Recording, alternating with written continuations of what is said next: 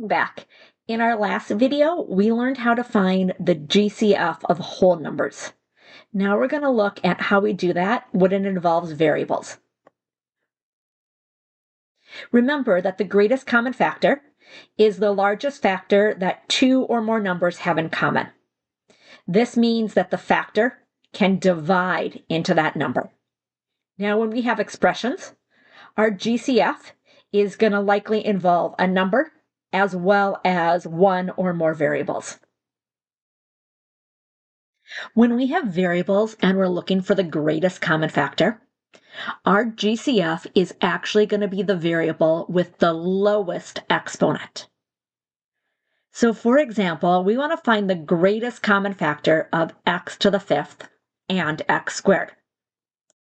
The greatest common factor of that is x squared. This is because x to the fifth can be divided by x squared. You learned how to divide exponents earlier in this week, but remember, x to the fifth divided by x squared, we could cancel out our x's, and that would be x to the third.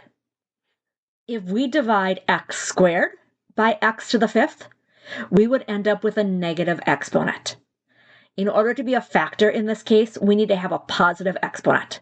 So our greatest common factor would be x squared. Let's find the greatest common factor of a to the third, b to the second, and a to the fourth, b. Here we have to look one variable at a time. So we're going to look at the variable a. So I have an a to the third and an a to the fourth. Well, a to the third is going to be part of my greatest common factor. Now we have b squared and b. Well, b is actually b to the first. So b to the first would be my lowest exponent.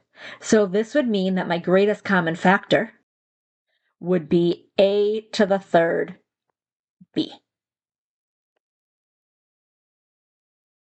Expressions are often going to involve coefficients or whole numbers as well as variables.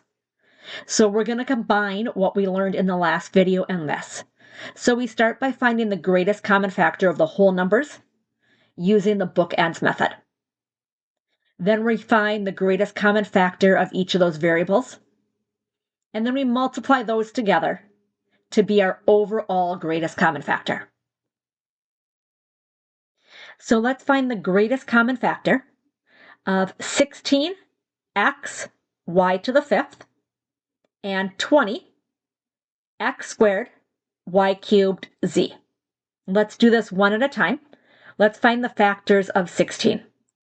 Start with my bookends of 1 and 16. 2. 16 divided by 2 is 8, so 2 and 8 are a factor pair. 3 does not work. 4 works. 16 divided by 4 is 4. So that means I'm done with the factors of 16. Now moving to 20. Okay, my bookends are 1 and 20. 20 is divisible by 2. So 2 times 10. 3 does not work. 4. 20 divided by 4 is 5. Oh, there's my middle. Okay, so now my greatest common factor, the biggest number that appears in both, is going to be 4. Now let's check out the variables. Okay, let's look just at the x terms. Well, I have x to the first and x squared. Okay, so x is going to be part of my greatest common factor. Then I have y to the fifth and y to the third. Okay, I need y to the third. And then over here I have a z. Now notice there was not a z in the other one. So z is not part of our greatest common factor. Those two do not have that in common. So we're going to multiply the common factors that I circled in green. So we have 4x y to the third. Let's try one more.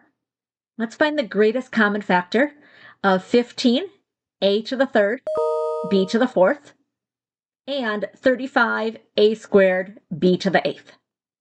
Starting again with my numbers, I'm going to do 15. 1 times 15. 2 does not work. 3 works. 3 times 5 is 15. 4 does not work. 35. 1 and 35. Not even, so 2 will not work. 3 does not work. Not 4, because not even. Oh, 5. 5 and 7. 6 does not work. Find my greatest common factor. Those both have a common factor of 5. So 5 is my greatest common factor. Going back to look at the variables, I have a cubed and a squared. So I'm going to have a common factor involving a. It's going to be a squared. And then b to the 4th and b to the 8th. Okay, so b to the 4th will be my greatest common factor. So my total GCF is 5 a squared b to the 4th.